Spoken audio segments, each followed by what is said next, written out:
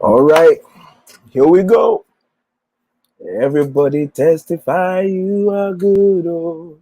You are good, Jehovah, you are good. Everybody testify you are good. You are good, Jehovah, you are good. Everybody testify. You are good, Jehovah, you are good. Everybody testify you are good. You are good, Jehovah, you are good. Everybody testify you are good, oh. You are good, Jehovah, you are good. Everybody testify you are good, oh. You are good, Jehovah, you are good. Everybody. What's up, BC? I stumbled up. Hey, sorry, it's my fault. I should have done my promo earlier. But, intervening stuff. Hey, sorry. Let me work on that too. Yeah. Okay. What's going on, my people? My people. Here we go. Everybody testify you are good. You are good, Jehovah. You are good. Hey. Everybody testify you are good. Oh. You are good, Jehovah. You are good. On the mountain, in the valley, on the land, and in the sea. On the mountain, in the valley, on the land, and in the sea. Hallelujah. The Lord is my portion in the land of the living. The Lord is good forevermore. The Lord is my portion in the land of the living. The Lord is good forevermore. Hey Yahweh, kumama, kumama, kumama, kumama, kumama, kumama, kumama, kumama, kumama, kumama, kumama, kumama, kumama, kumama, kumama, kumama. Hey, what's up, y'all? It's your boy JFK. We're back on, man. JFK Live, man. Good to see you, people. Man, I'm sorry I didn't put out the notification earlier, so I'm gonna fix that. But I'm glad you guys are here. I'm glad you guys are showing up. Listen, man, we got a lot to talk about today, and I mean, some sad stuff, but some hopeful stuff too. So and I need y'all in there. BC, what's up, man? I trust you, man. I appreciate it. Oh, no, BC, no seminar today. My people, let me know you're here. Let me know you're here. You want just give me a comment, give me a what's up. How's everybody doing? How you coping? Happy Memorial Day for everybody who celebrated. Y'all saw, you had to barbecue yesterday. If you didn't barbecue, you are violating the law. You are violating the law. Barbecue is essential. Some of you saw me put a picture out yesterday of the corn and the stick meat, the suya situation. You know what it is, man. That's how we got to do it like that, because that's what the law says. And some of you are mocking me. Some of you are shaming me because my corn was burnt. Is it your corn? Is it your burning? Hey, Okpelua. Oh my goodness. Sister Okpe Taylor, what's up, lady? How you doing? What's going on? Good to see you out here, man. We need to catch up. I know that. Listen, man. So I have one right now, but there's a repeat on Thursday, so I'll go for the Thursday one. Oh, that's what's up. All right, listen, man. I'm gonna say welcome back, everybody. You know what? There's a lot to talk about, but obviously, I'm very that corn was a little burnt, truly, but the other side was good. That's all that matters, isn't it? The ones in Nigeria, if it's not burnt like that on some, you will not take it from the woman. That's how you know it's ready. But don't worry, I'm doing something about it. A friend of mine happens to be in the business of selling these meshes. All right, it's called the Yeba Grill Pack. So I'm buying it. My man, Shola Luyeba, man, came up with this idea. This time business is an important thing. You need to start thinking about businesses. My man just decided, let me design something that's going to make it easy to grill. It's called the Yeba Grill Pack. I'm gonna try to put it on my page. I had to order it yesterday because he made fun of me. He's like, I saw your corn was burnt, bro. And I've been telling you about my grill pack and you didn't get it. Now you got burnt corn. And I said, is it your corn? I said, shut up. I said, how can I find your mesh? And I bought it. Because it's no burnt corn is not the best. But how's everybody doing? Talk to me, guys. If you're online, I want to welcome you. Yes, Sadiyemi. Oh my goodness. Thank you. Glory be to God. Thank you for being here. I love it for hanging out with me.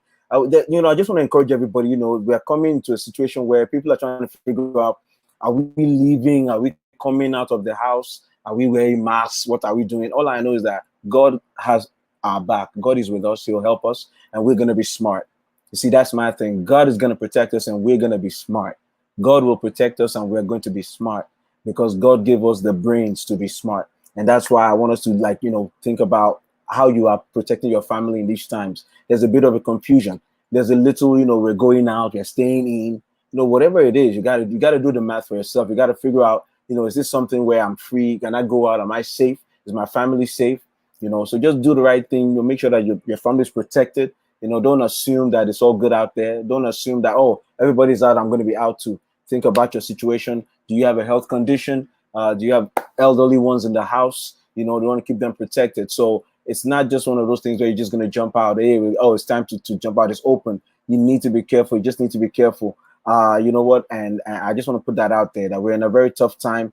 Just be smart with it. I know my Christian brothers and sisters, we're having a debate about church or no church. I mean, look, anybody who's a church boy like myself, man, you want to be in church. You want to be in church, man. It's not a debate. You grew up all your life in this environment where you're praising God and worshiping God with your church family. We want that. I want to be in church. I want to say, praise the Lord, oh, hallelujah. Turn to your neighbor, you want to do all that, but you miss that. When the praise and worship, when the beat drops of praise and worship, hey, yeah, we miss that. So that's real. That's real. But it doesn't mean that we're going to be out there without, being wise. There's wisdom involved in this. And I've the last couple of times I talked, the Bible breaks down many ways in which we can trust God and then listen to him and be wise about what we're doing. Do you know one of the things that God did for the kings of old in the Bible?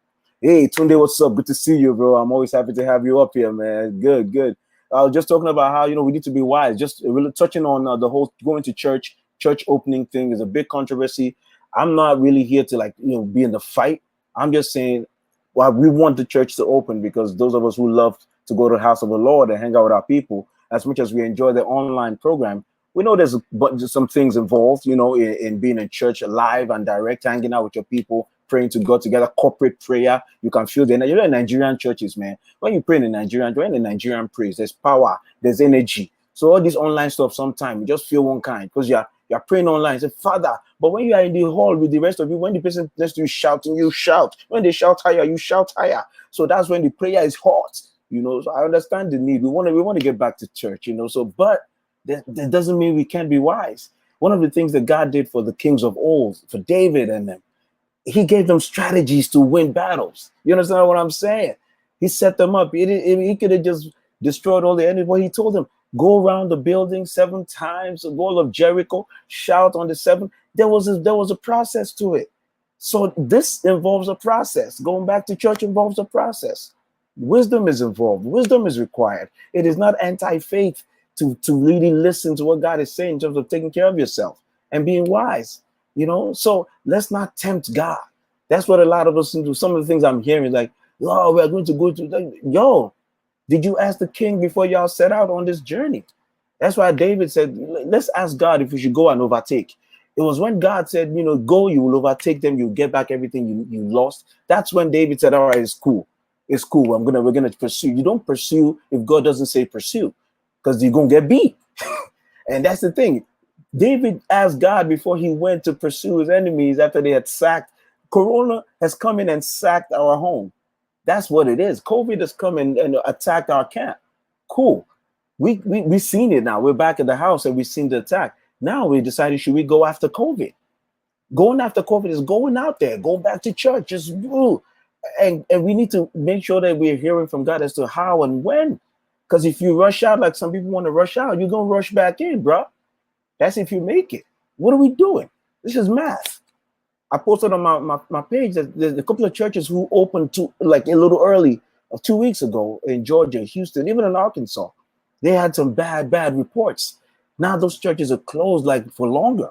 They may not open when the rest of the churches open because they opened at a time where COVID was still heavy and it seemed like it wasn't really contained in their congregation and people died and people are sick. And that's math. I mean, I don't need that story to know that that's going to happen. There are countries that have opened up and have had to shut down a little bit more. There are countries that they've opened up. They didn't even shut down, but they're dealing with the second wave. It might be a small wave, might be a large wave. The bottom line is we should just be wise with this. God has given us brains to think about it. We're not gonna pretend like we know what's going on. We're not gonna pretend like the scientists don't know what's going on. Now we got the murder hornets, man. They got the murder hornets, baby. They they got fans like this, vampires, y'all. Every horror movie is coming to life. I don't know what to do with myself, bro. I've been talking about this stuff. Like one day these horror movies going like come to life, come out the television. Now they're here. So I'm gonna try to be careful, man. I'm not rushing into anything right now. Murder hornets, baby. I mean, they got armor-piercing mandibles, y'all. Like, is that a thing, y'all? Like, apparently they kill their own kind. They kill bees. They kill bees like themselves because they're weak. I'm sure the murder hornets looking at the regular bees like you guys is weak. You guys are supposed to have cleaned out the human race, but you're weak, you're lazy. So the murder hornets are here to finish the job. Bruh, it's no joke. We got murder hornets, man. We got kids getting the Kawasaki. One of my brothers, his son just survived. I'm just grateful. And I'm like, what is this? To have your child go through something like that and just be at death's door and to come back. It's the grace of God. So we need to be wise with all the stuff we're doing. We can't be pretending like we don't know what's going on and going out there and be acting a fool. So let's be wise. Let's be guided. Now to come to what we're talking about today. Many of you have seen the video, George Floyd. And I mean, the update to that is obviously, I don't know how many of you heard, like the officers involved, they fired. Long story short, they fired 4 officers in regards to this case. And I want to let you know that if it's not for outcry and the concern of outcry, some of these things would have gone unnoticed. But because we're out there letting them know, and that's what I want to address today, is like, don't be tired of outrage in the right way. Don't be tired of responding. Don't be tired of reacting. Do not be tired. Do not allow the fact that there's a lot of them. Don't let that stop you. Yeah, basically, it's heartbreaking. Heartbreaking. We need more firings. We need more justice. Hey, brother Austin, that's what, man. End times, man. We are in the end times. But the thing is, now we got to go back and figure out what are we supposed to be doing now. It's not enough to just shout end times for a lot of my people. We just want to, that's the Antichrist. This is the end times. But what's our assignment right now? What's our assignment right now? It's occupy till I come. So what's our assignment as believers and as Black people in this country? We need to talk to each other. And what I wanted to bring forth is this: do not be tired of reacting. Don't be tired. Don't be tired of responding. The videos keep coming out. We still see our people dying. Record all recordables. My God, your phone is stronger than anything right now. Record it. Hide in the corner and record. Now, I say this and I have to add caution. We have had cases where the person who recorded got in trouble. So please, please, please be wise as you record, as you do all these things. Be very wise. But at the same time, we just need to have these things. If not for these recordings, then what would be happening right now? If nobody recorded this, what would the story be? They would say they called the ambulance and he passed out before in the hospital, but it was recorded. And this is the outrage. And I was saying this last week, like, the problem is not just the killing. Second Amendment protection. Tunde, the truth is this. Bro, Tunde raised the point. Second Amendment protection. The truth is this. The same system that makes it so that, Black people are being treated as second-class citizens makes it so that if you have a gun, that's just more of a reason to shoot you. I'm sorry. On paper, Second Amendment, we have those rights. We have those rights. But guess what? You can't, use your rights. You can't express your rights if the system is set up in a way where even the expression of your rights will be used as a basis, to kill you. We have Philando Castile as a perfect example. License to carry, stopped on his way. He said, let me show you my license. He got shot, got killed. So, I mean, if you got your Second Amendment, the question is, how is that? I don't know how you keep from getting shot if you have a gun, because unfortunately, there's a good chance you'll be shot before we find your license to carry. That's the sad truth. You'll be shot before they find your license to carry. Your license to carry will be on your body next to your gun as you shot, and don't break the rules, record, basically you're right. Just record, and the recording, and record from a safe distance. And please be careful. Even after you record, be smart about how you share your recording. Be smart about how you share recording. There are ways in which you can approach news stations and outlets and ask to be an anonymous source and get your recording out. And it keeps you from being, found out too soon when the cops start to retaliate against you. We saw that. We saw that in Staten Island. The brother who recorded, that choking, he himself got arrested. They started looking up stuff for him. So even recording requires wisdom. When you record from a safe distance. Don't break the law. Don't interfere as much as you can. I mean, I've seen people who yell, "Don't kill him." Listen, I think it's legit to yell, "Don't kill him." I think it's legit. That might be the only chance that brother has to stay alive if somebody says, "Don't kill him." Because we're talking about situations where any intervention might be the one thing between life and death. This brother was already arrested. This brother was handcuffed on the floor. This brother was already subdued. And from the police statements themselves, he seemed like he was under the influence of something. So he wasn't in a position to fight. Now they already had him cornered. They had him down, face down. Look at this video, bro. Look at this video. The knee to the neck to the ground. My goodness. Who can survive this? Who can survive this? He had the knee on the neck to the ground. And what language does a person have to say, "I can't breathe," for the person kneeling on your neck to know you can't breathe? You know what I mean? Be smart about, be smart. All I'm saying is don't be tired of outrage. Those of you who downloaded my podcast interview with my brother Ryan Sharp, What a Word podcast. Those of you who downloaded it, thank you for the feedback. I appreciate you guys. You're making me feel like maybe I should do more podcast interviews. But that's what I was talking about. Like, there are layers and layers of outrage. You're not done with the one that upset you yesterday. You hear of another one today. But here's the thing. There's a tendency to want to say no more. I'm not even going to listen no more. I'm not going to watch these videos. I'm not going to even bother myself. The problem is, if we all do that, then that's when we actually allow it to become so normal. That's when we allow it to have no consequences. The truth is, you may not know this, but your voice added to the voices of everyone else is part of the reason why there's some accountability. Maybe you don't understand what I'm saying. The accountability we're seeing now, with some of them being fired, with them going back to arrest the killers of Ahmaud Arbery the other day, with some of the actions, like inviting another DA to handle it, and people recusing themselves from the cases because they're biased. Some of those actions, let me tell you, in case you don't know, some of those actions are based on the collective noise that we're all making, and we're saying no more. No more. Every time we say no more, every time we march, every time we go online and we lose it collectively. No, it's harder to ignore those voices because they're coming in strong, they're coming in heavy, and that's what I want us to keep doing. I don't want us to get to this place of, it's so bad, what can we do? Oh, they're killing us. Like, nah, we can't. This is about life and death. We can't afford to just sit there and let it happen, because everybody knows that it's George Floyd today. It could be anyone tomorrow, because these things don't follow any rhyme or reason. I think that's one of the most difficult parts of this. There's no pattern. There's no pattern.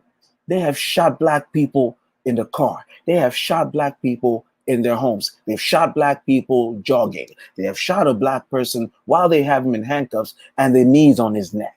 All right. They have shot, they have choked one to death. They have shot unarmed black people. They have shot a black man with a license to carry a weapon, trying to show them his license. They shot him while they was trying to show them. I talked to you the other day about one of the ones that, because the man survived, we can laugh about it a little bit because he's doing okay. But they shot him in the butt. They shot him in the butt, and the officer shot him because he was reaching in to get the license and registration, because he was pulled over at a gas station, and he had actually was already in the gas station. He was coming out, and then the officer shot him in the butt, and he turned around and said, "Why you shoot me? I was getting the license and registration. Why'd you shoot me?" And the officer just kept saying, "Just put your hands back," and said, "No, I can't. You just shot me. I gotta hold my butt.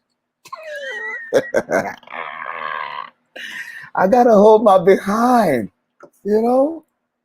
And that's what I'm saying. The bird watcher could have been, oh my goodness, that's what I'm saying.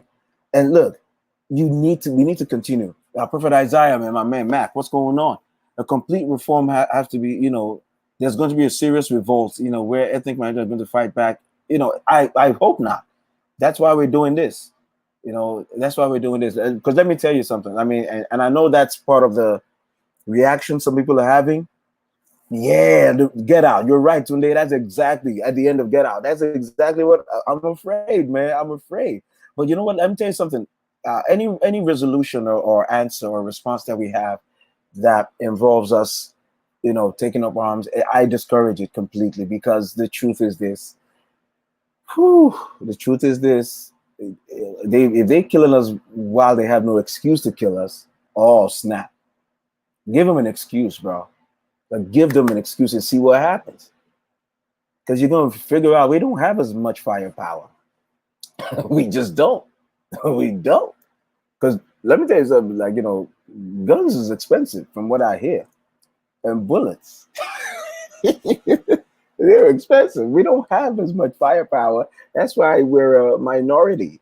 We don't have as many of us, and we don't have as much firepower. We're getting stronger in our financial power, which is where we should look in terms of like what we can do as a block, as a financial block. That's one way to go about this. But I don't advocate anything other than that, because what are we gonna do? You're gonna try to arm up. Guess what? That's a reason to take you out. I mean, they're taking people out with no armors. People getting shot for like having cell phones and trying to bring out. Amadou Diallo was shot trying to get his wallet out. Are you kidding me? You're gonna have a firearm? Oh, give them an excuse. Make their day. Make their day, bro. And you know, yeah, a shotgun for like $300 is true, but you better be careful when you hold it, because they're gonna shoot you first and figure out whether or not you're licensed later.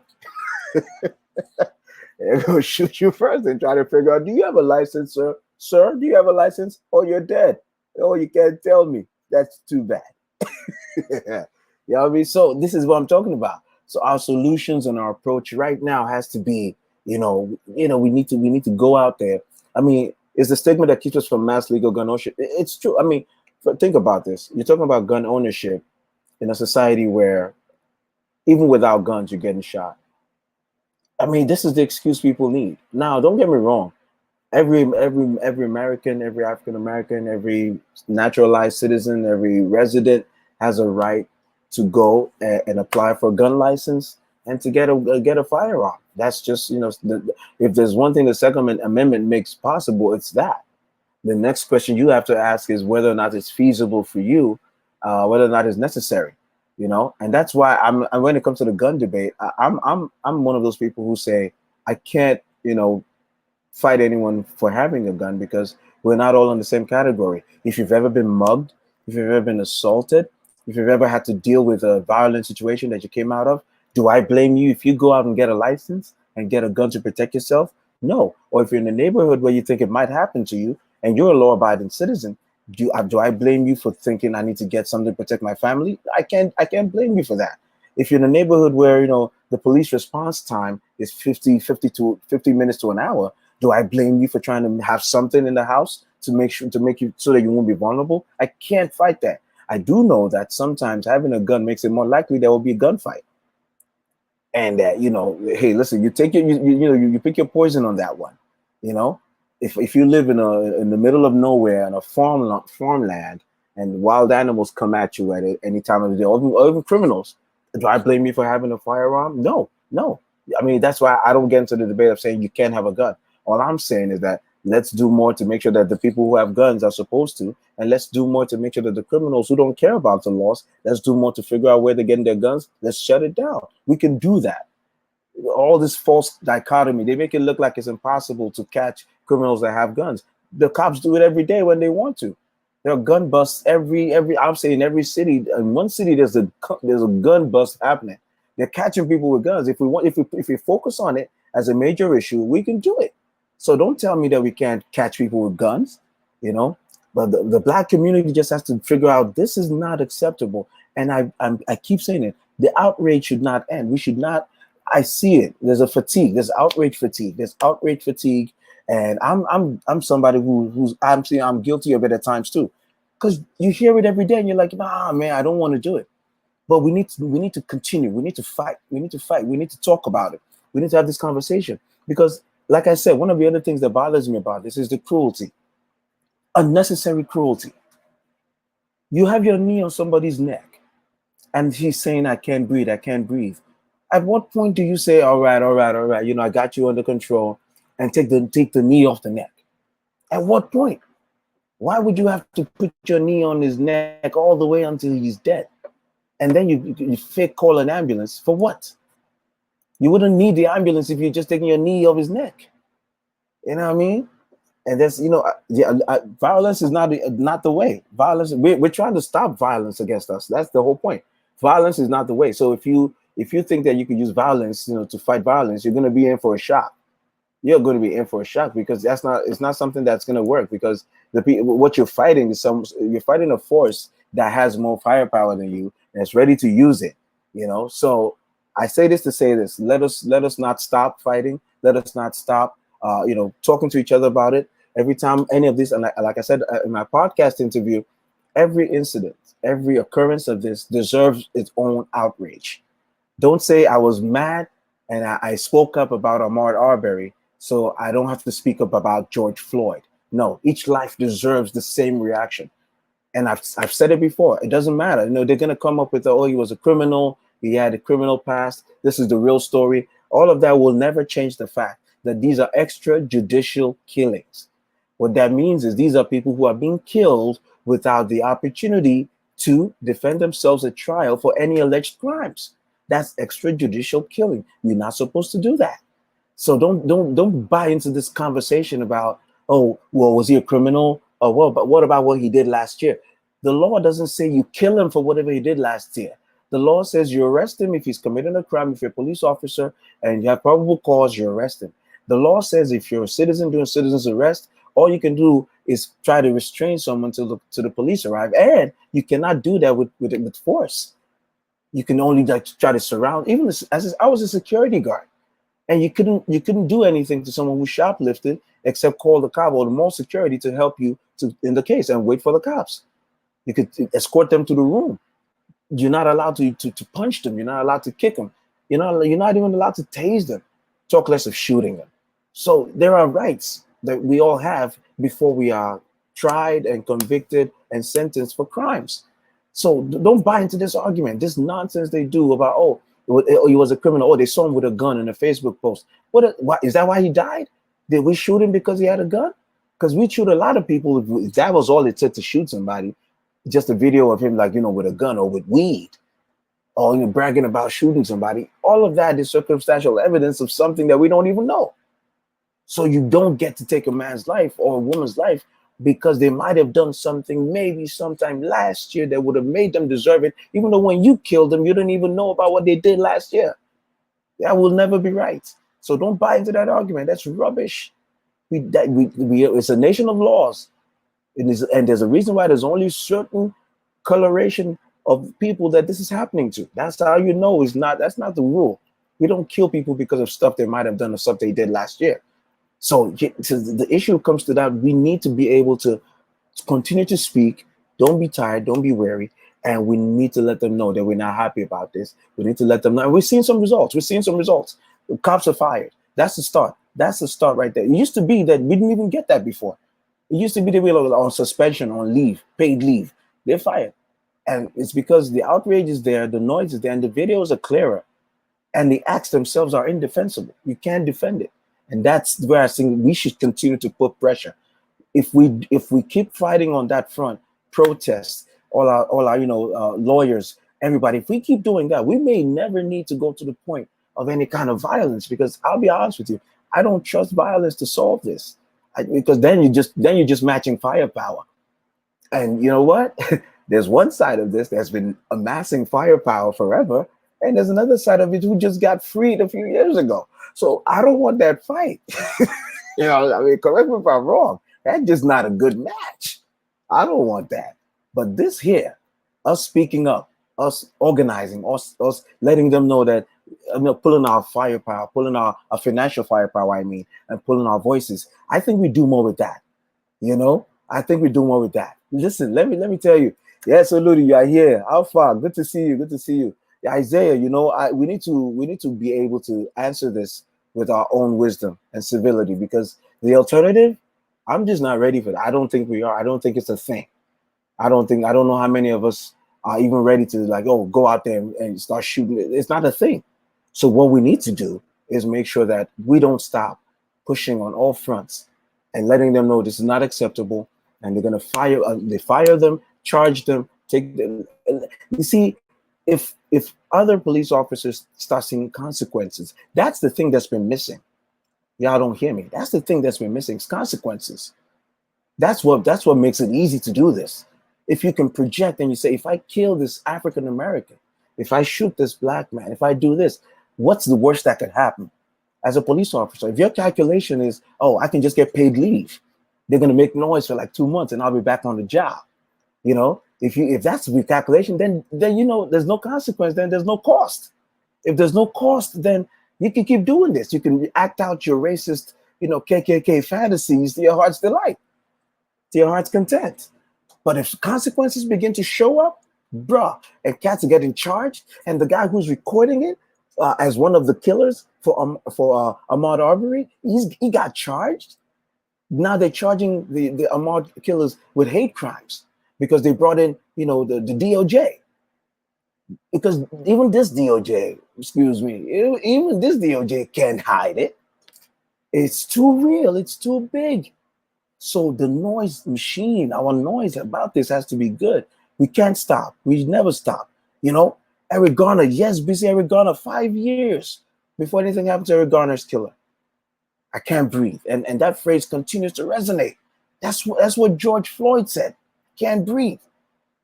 Yeah, the lack of consequence is intentional. And legislators don't care, but that's what I'm saying. The people have to care. The people cause consequences. I said it the last time. This is where elections matter. Who's your DA? Who's your councilman? All right. Who are the judges in your district? Who are the judges who are in charge of your jurisdiction? Those things matter, because now when it comes to this, when it comes to who prosecutes and who makes consequences happen for these kind of shootings, all of a sudden you find out who your DA is.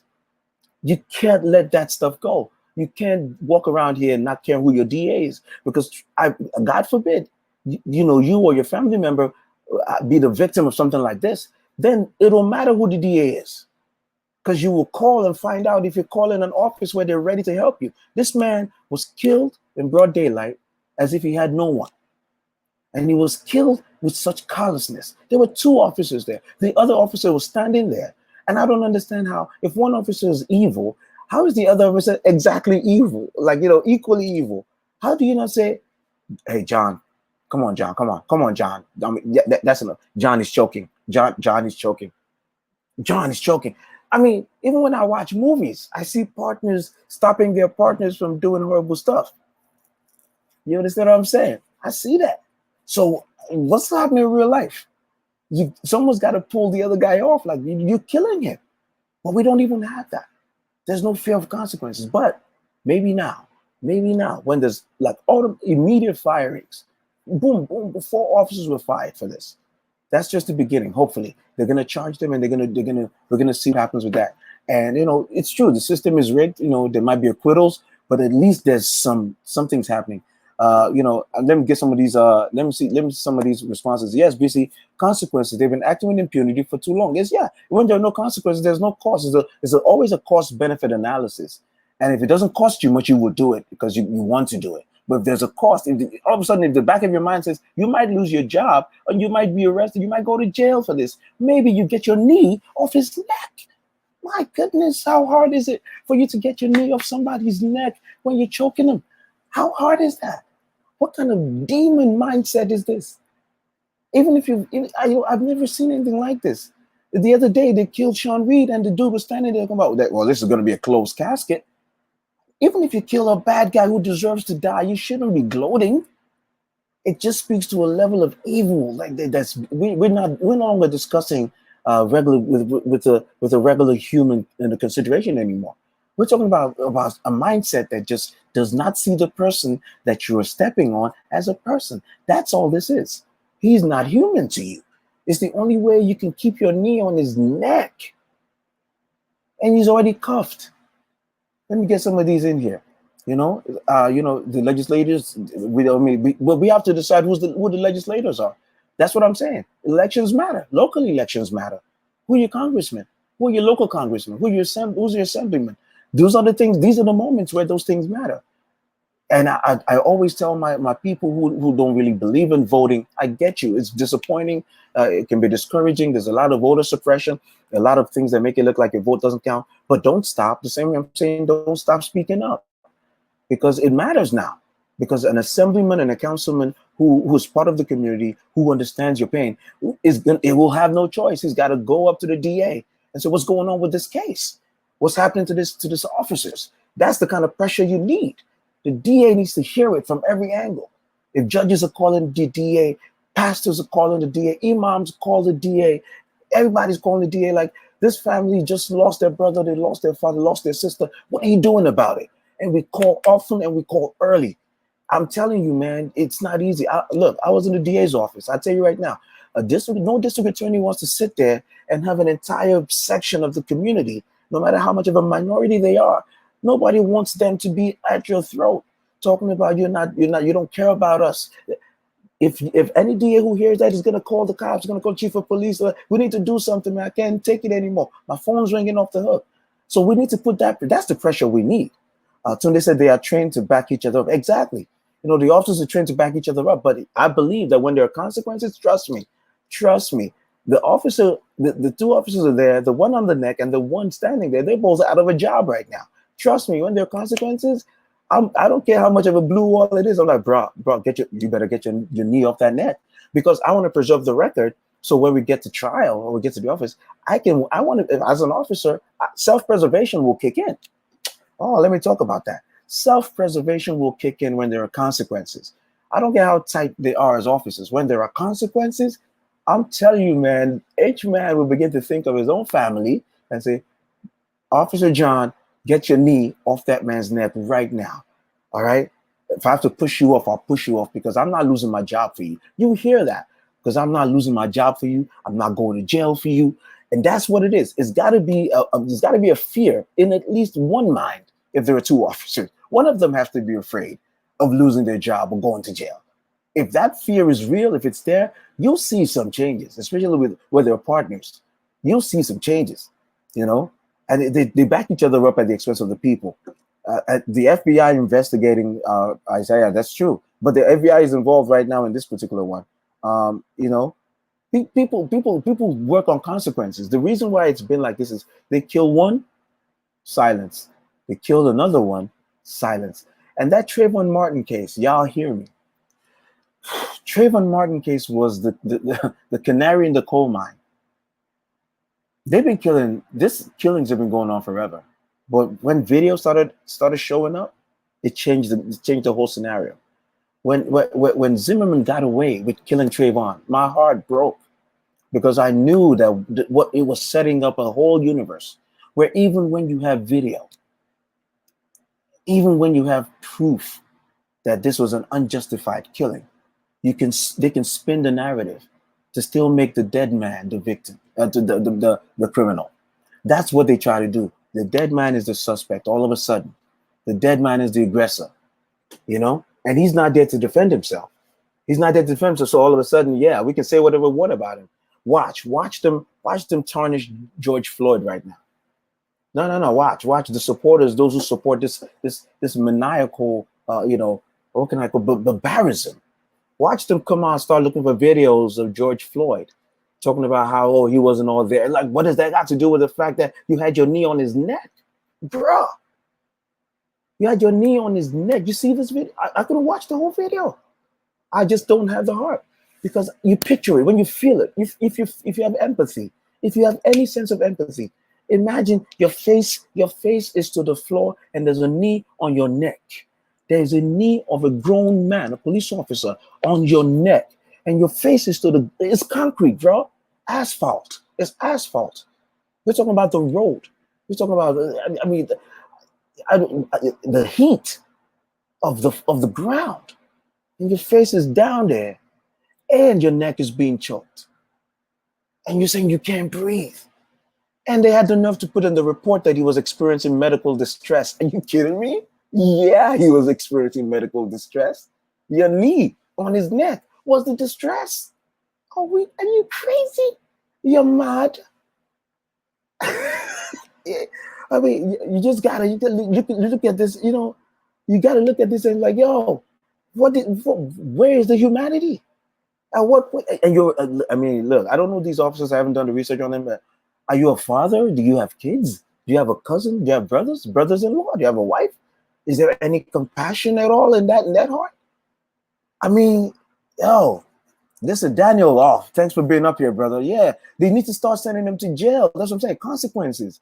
When the officers start showing up in that jailhouse uniform, it might start to change some minds. Because I don't care how much of a racist you is, you might not want to go to jail, bro. You might want to take off your police uniform, put on a prisoner's costume. And that's what it is. And that's why I say we can't be quiet. I just want to encourage you today. You mean you don't know this? Your outrage, your noise, your fight, your speaking up, those who can protest, those who can calling your congressman, calling your alderman, calling whoever's in charge. That pressure, bruh, that pressure is having impact, y'all. Don't let them lie to you. Don't let them deceive you. That pressure is having impact. And don't let the people that come out and try to paint the dead man as the criminal. Don't even listen to those guys. Don't even, I want you out, I want ya. Put some of your body. Oh, well, all right. I can't imagine an African American, a minority, a person. Look, forget this black and white. A white man, a white woman who has conscience, a white man or a white woman who has any empathy will not look at this. I have friends who are, Republicans. I have friends who we don't see eye to eye on the political spectrum. We don't even see eye to eye on racial issues. They watch this video and they were like, what? They're like, arrest them, throw them in jail. You can't defend it.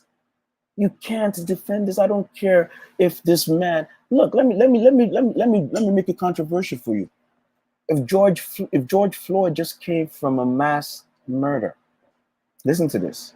If he just came from a mass murder and he was sitting in his car and he fit the description and it was considered armed and dangerous, you still wouldn't, after you subdued him, kneel on his neck to the point of killing him.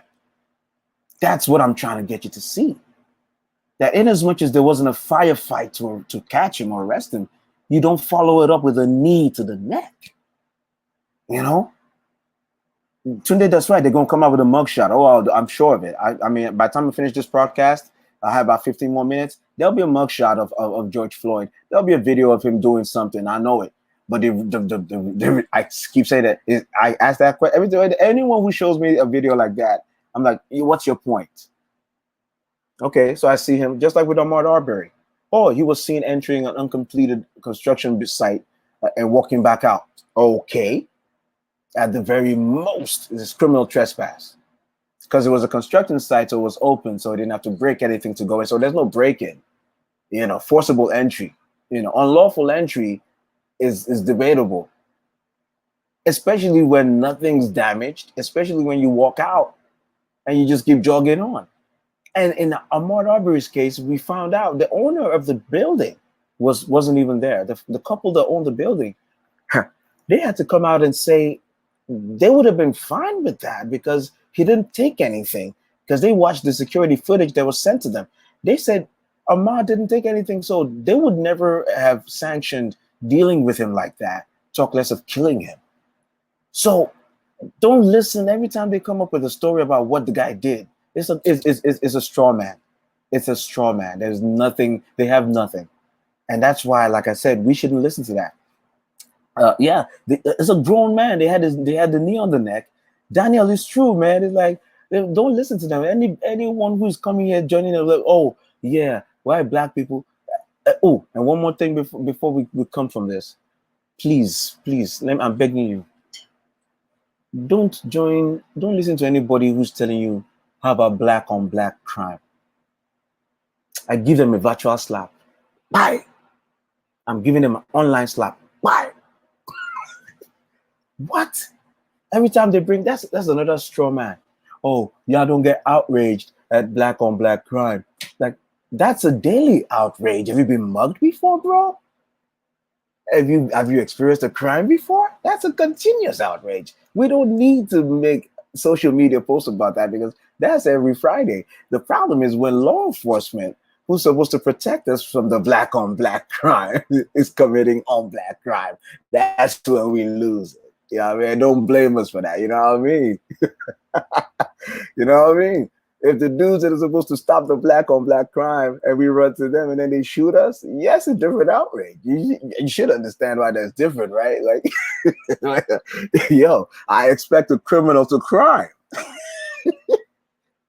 Criminals will crime. Police officers are supposed to protect. And that's why it feels the way it feels. And when a police officer is dealing with an individual as if he's a criminal, there's still things they need to do to follow procedure.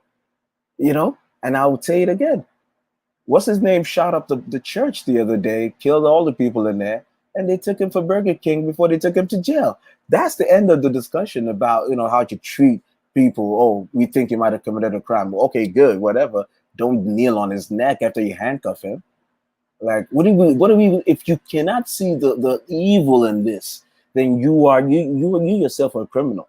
You just have a criminal mindset. You just haven't had the opportunity to commit a crime, but it's in there. Yeah, basic criminals are gonna crime, but the police should not be the ones like with their knees on our necks talking about, yeah, stop resisting. Like, bruh.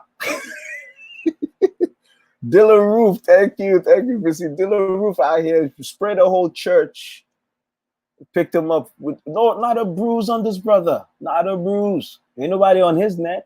All he did was kill a bunch of black people in Bible study because they let him in. Don't need to be on his neck for nothing. Might as well take him to Burger King, having a nice meal before he goes in. Ahmaud Arbery was killed. Father and son were back home chilling. They let them go home. And the DA was like, they didn't do anything wrong, so we're not going to pursue that. They sat on a video that proved that Ahmaud's killing was a murder. They sat on that video. They watched that video, and they were okay with it until the outcry. And that's why I say don't even, I have no patience right now for anyone trying to present another side of the story. No. There's only one moment that matters right now. Only one moment. And that's the moment when you have him subdued. Because here's my point. Whatever it is you want to claim happened prior to that moment, maybe you can justify him being arrested. Maybe if he shot at the police, you can justify them shooting back. But if they have gotten him subdued like that and they have him in handcuffs, we're done with the need for that level of cruelty. And that's where the change comes. That's the difference. You have your knee on his neck and he can't breathe. I mean, why don't you just lift your knee? All you have to do was lift your knee, bro. That's my outrage today. All you had to do was take your knee off. Put your knee on his back if you have to. Oh my goodness, there's two of you. One of you is doing nothing. He's not fighting you. He's not getting away. All you had to do was get your knee off his neck. That's all. That wasn't too much to ask. It's not too much to ask that you don't shoot while I'm running away. It's not too much to ask, bro. It's not too much to ask that you don't open the door to my apartment when you think it's your apartment and then shoot me. Both of them, John. It's not too much. It's not too much to ask that you don't just call the police on me, knowing that it could escalate and I could die because you just want to call the police because I don't know. You just feel like there's a black man and that's enough to call the police. Did you see that? They're going to call the police just because I'm a black man. What is this? What is this? Is there anything that goes through the mind of people like this to say, I shouldn't do this? Shouldn't do this. We should not, I mean, COVID-19 is killing people. People should not be losing their family members to all this other stuff. And I come back to this point. My people, let's not stop speaking on these things. Let us not stop fighting. Let us not stop. And that's why I don't advocate violence. I don't advocate. There is no. Hey, correct me if I'm wrong. I don't think this is the situation that requires us to go into violence, because I don't see how that works out for us. It's numbers. It's just math. That's math. Who has the guns? You know, how many people are on one side against the other? How many people have been building up their weaponry for a long time? Listen, I'm a black man in America, and I've not been all about my guns. I've been all about buffets. I've been going to buffets. That's what I've been doing. I'm not prepared for a war, a gun battle. Don't get me wrong. It's not as if, many people in situations like that, when they find themselves in those situations, they have to fight. But I'm not advocating for that, because I'd rather have a buffet. I'm just trying to get to a point where I have the right DA, I have the right, judge, I have the right person, the chief of police, where we can work together and stop these things from happening in the first place. We can do it. We can put enough pressure to get results. We can. I've changed my tone. I used to be defeated about this. I used to be depressed. I used to be down. I used to be, there's no way out. That was my mindset. But these days I've realized, if we don't keep quiet, call your congressman. I know, busy. I just want to eat. I just want to eat. I don't want to be in a war. I don't want to fight in a war if I don't have to. That's why I salute soldiers. I salute the guys who signed up to join the military. They have my utmost respect and honor, because it takes a certain kind of person to say, I'll fight, I'll join the army, I'll join the military. I respect that so much, because I've not found it in myself to do that. And I'll be humble enough to admit that. So when people go and fight and they carry guns, busa, busa, busa, 3 busa for you, because I'm not doing it. You know what I mean? I'm glad you are. I'm glad you're there on that wall for us, for all our soldiers, all our military people. But I'm not doing it. So I'm not going to be in a world where the response to police brutality is somehow me getting a gun. How does that work? That's going to get me shot quicker. That's just reality, And at the same time, I know the tendency is there to say, how are we going to stop this? We got to fight back. I say we fight back on social media. I say we fight back in protests. I say we fight back during elections. I say we go hard on local elections. Let's just locally. I mean, look, let's just decide local elections right now. Let's just go hard on it. Let's go hard on that. Like, we're going to be voting in the right DA. We're going to vote in the right this, the right that. We need to, that's what I feel we could do with that, because that's what we're making progress. All these cops are fired today. Fired. I have not seen quick action like that in a long time. That means somebody's, I mean, the chief of police came out and said, this is unacceptable. He said the officer was wrong. He said that. They didn't play no games with this video. They didn't play games because they couldn't, because it was too real. It was too strong. So I say we need to keep the pressure up. We need to keep the pressure up. All right. My folks, man, yeah, this was a quick one today, man. I didn't even do my promo, so I didn't get all my people tagged like I should. When I saw this video, I was like, yo, we need to talk. Busy always, man. Like, you're right. Folks need to go out and vote. Local elections, not just national elections. The DA matters. The chief of police matters. The district judges, they matter. In case you don't know, when you go to the voting booths and you have all those things on the back to vote for this and that, it's important to have a sense of what's going on. Because moments like this is what makes the difference.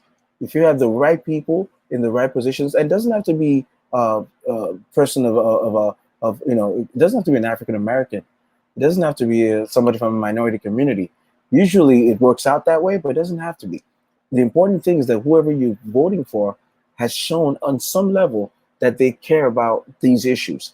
They've shown on some level that, when it comes to, when it's time to choose a side between saving lives of the people in this community and just keeping the status quo and fueling the system, they choose to save lives. If that person has demonstrated one way or the other that that's where they are, either in their speech or their actions, we need to go with that. We need to go with that. And that's why voting matters. Speaking up matters. Black lawyers matter. That's true. That's true. You have attorneys who are ready to fight and go out and defend us. We need to put them in there. But my people, let's not be quiet. Let's not be quiet. Every time they put a knee on somebody's neck like this, let's roll out the noise. roll out the noise, and don't be tired. Every case, the lady that was shot the other day in our apartment, we can't be quiet. We got to learn. I mean, I had to find this brother's name. It's George Floyd. Learn their names. Learn their names. Ahmaud Arbery. Learn their names. Sean Reed. Learn their names. Eric Garner. Learn their names. Trayvon Martin. Learn their names. We cannot be quiet. We cannot be quiet. And I feel like that pressure is creating results. I really believe it's creating results. And that's, that's really what I wanted to say today. I'm going to have a bigger show in the next couple of days. I'm going to get my guests ready. But this was I just want to say, don't be quiet. Don't be quiet until they take the knee off our necks. We need to keep speaking out. We need to keep speaking out and make it count. Give them no rest on the phones. Give them no rest online. Give them no rest in news media until they do the right thing and they fix this. And when fixing is not a 1 day or 2 day thing, but consequences will make the difference. If people start getting fired, boom, quickly too, going to jail, when things are so established that, you can't even, because even protocol, there's no way they're following procedure. So just administratively, I'm sure they've already violated so many rules. And that's enough to at least get you suspended and get you fired. I mean, those things should be followed in quick succession. It has to be rapid fire. So I say to you, don't stop. Let's keep speaking out. Let's not have an attitude of, let's not have a defeatist attitude.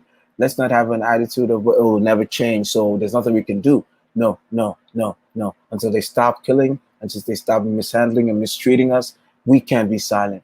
Those of us who are here, we're raising children. Our children are depending on us to leave a better world. Our children are depending on us to change things to the point where they will have no choice but to treat us with respect, that the system will have to treat us with respect.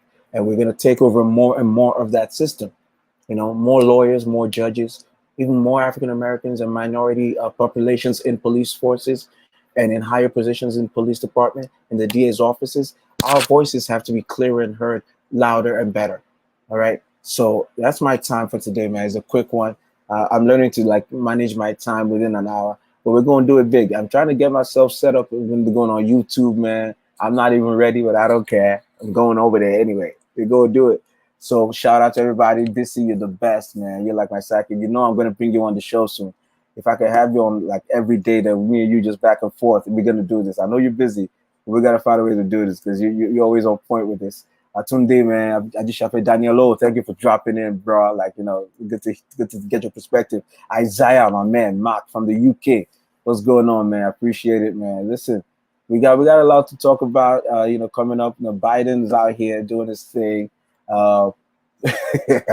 got Biden out here doing this thing, man, having a good time.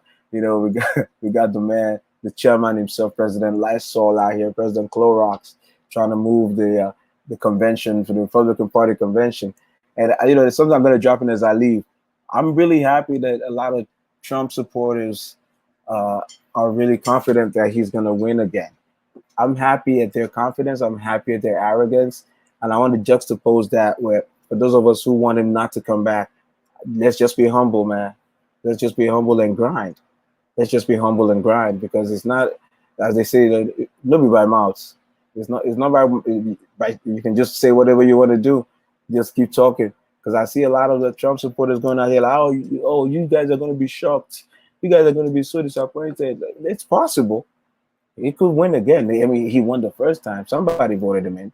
But I'm just holding up hope. You know what? He's messed up so much that I don't know how everybody's gonna look at what he's done and still vote for him. It's possible. I mean, I would never say never again. America showed me that all the permutations and calculations can be wrong, but real life is real. Real life is right, and so we got a lot to talk about King Trump. Shout out to everybody. Yo, can we talk about Twitter? How Jack Dorsey presented Twitter policy to apply to President Lysol? You're right, Missy. Yo, Jack Dorsey doesn't know what to do with President Disinfectant. He doesn't know what to do, because here's the thing with Jack Dorsey. He's got to decide. I feel for him. I feel for Jack. You're right. He has to enforce his policies. He's got to be firm, but I don't think he's ready. Is he ready to get attacked? You know, that's the thing. Because once he pulls that trigger, he's gonna have hell on his hand. Because you know, Trump people don't play. You know, they get evil real quick. They're like murder hornets on Twitter. Jack Dorsey don't want no action from murder hornets on Twitter. So I see Jack Dorsey trying to be careful. He's not trying to lose his entire business. Because in this day and age, man, it could go south, man. So he's careful with President Lysol, and I understand it. I just feel like he should find a way to. I think they talked about they're gonna do something where they say, you know, these statements are untrue. They're gonna put that on there. So maybe that's his compromise. That's a halfway move. But I understand. I understand. You don't want to lose your Twitter's gonna be on fire if you take Trump's stuff out. If you block his tweets. Twitter's gonna light up. It's gonna burn down. It's gonna be murder hornets. Twitter murder hornets already. So Jack Dorsey, he ain't got that. He don't want that smoke. Yeah, Jack don't want that smoke with the president disinfected president, President Clorox, Mr. I'm gonna golf during the pandemic with my double wide pants. Bro, yo. That's why I'm upset with Biden. That's why I'm upset with Biden. Like, bruh, just be quiet, bro. Stop saying stupid stuff. Your boy lighting himself on fire. You just got to be quiet. You just got to be quiet, bro. Just don't say nothing stupid. President Lysol is going to do this for you. If Biden is going to win, Trump is going to be the one to help him. He just has to be quiet. He just has to do regular stuff. Biden has to just do like he did Memorial Day, go to lay the wreath, you know, speak about unity, speak about obeying, you know, the rules, speak about social distancing, talk about the economy. Don't say stupid stuff, Joe. Don't say stupid stuff because Trump's got your back. If Donald Trump keeps being Donald Trump, then Joe has a good chance. So that's where I'm at with that. But we're going to talk about that the next time. I'm trying to close this out today. My next one is going to be very lit. I'm trying to get a few guests. It's going to be a fun time. And we're going on YouTube, man. It's going to be real. So I'm trying to touch up the whole situation. Whatever, man. I don't care. I don't care. I've been afraid of whether or not people are going to watch. And then I realized, I don't care. And my cats is falling in, my peoples are falling in. So all my people are here. So that's all I need, man. I got BC in the building. I got Tunde coming through. I got Daniel coming through. You know what I mean? Isaiah is there from the UK. He's not even sleeping. Tunde Obimbe is here. You know, he's talking about my dash cam situation. Yeah, my peoples are falling in. So Olodi joined me today. That's what's up. So I'm happy that my people are here. So that's going to give me the confidence. I mean, we're going on to YouTube, make it real, try to see if we can get subscription going and improve the content. And look, give me feedback, y'all. If you please let me know what we can talk about. Let me know what I'm doing right, what I'm doing wrong. Please send that joint my way. Let me know what's going on. And all my people out here, if you want to be featured on the show, please come on, let me know. And please, I want you to share, man. Share. Let the people know what's going on. We're about to make it bigger, you know. So help me share this video. Let's see how far we can get it. It's your boy JFK. You know how we do. You know, the person that shares the most will be getting. Let me see what you'll be getting. You'll be getting. I won't say pounded yam because without the soup, it won't be complete. The person that shares the most will be getting plantain.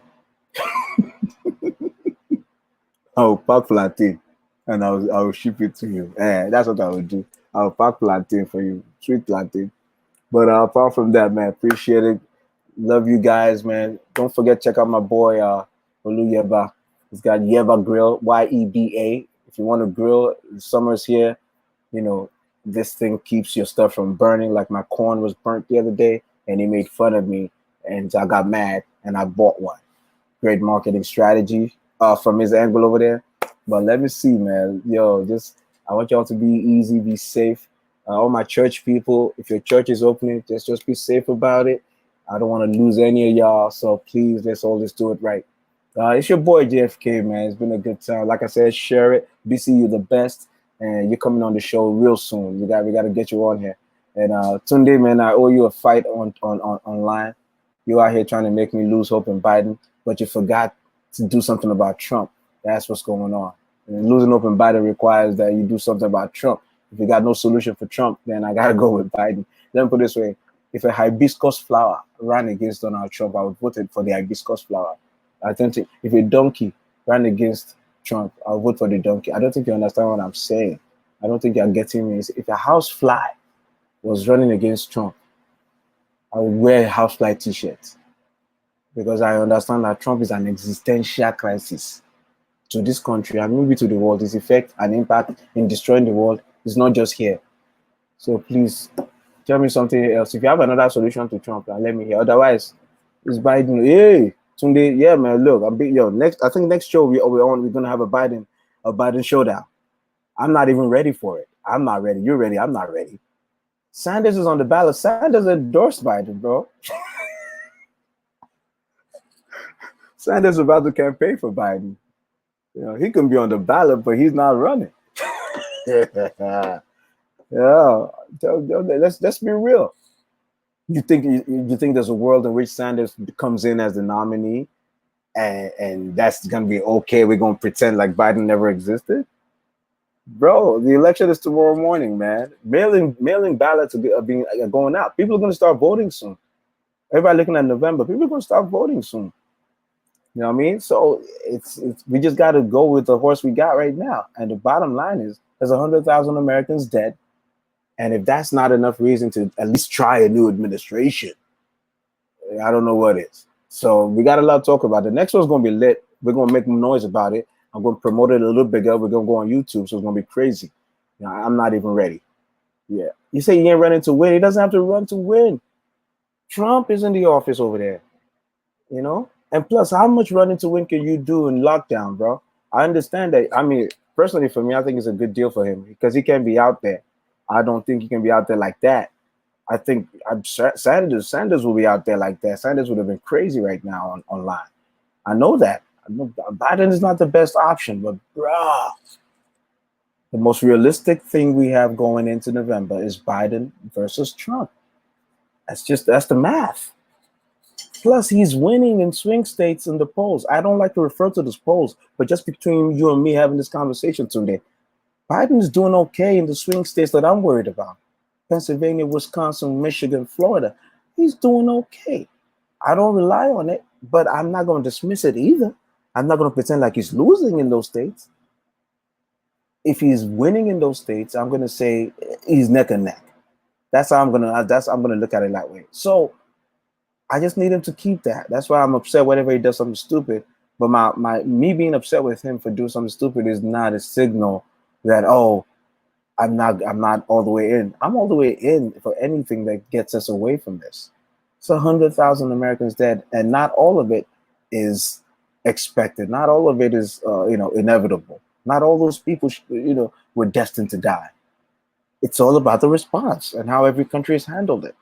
We just happen to have this guy in the presidency at a time like this.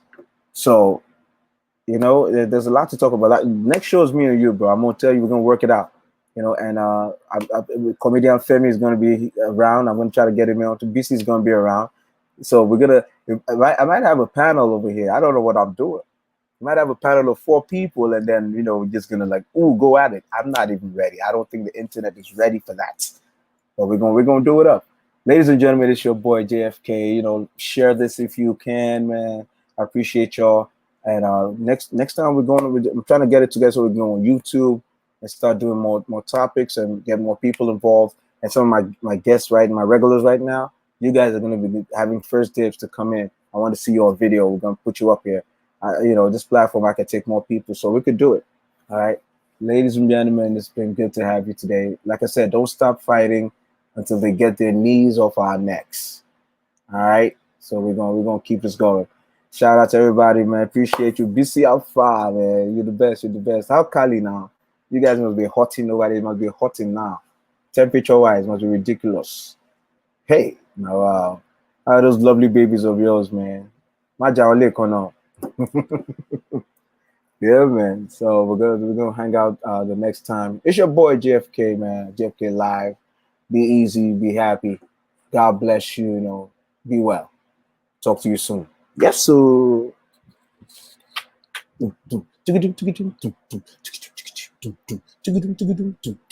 Yes, so laters.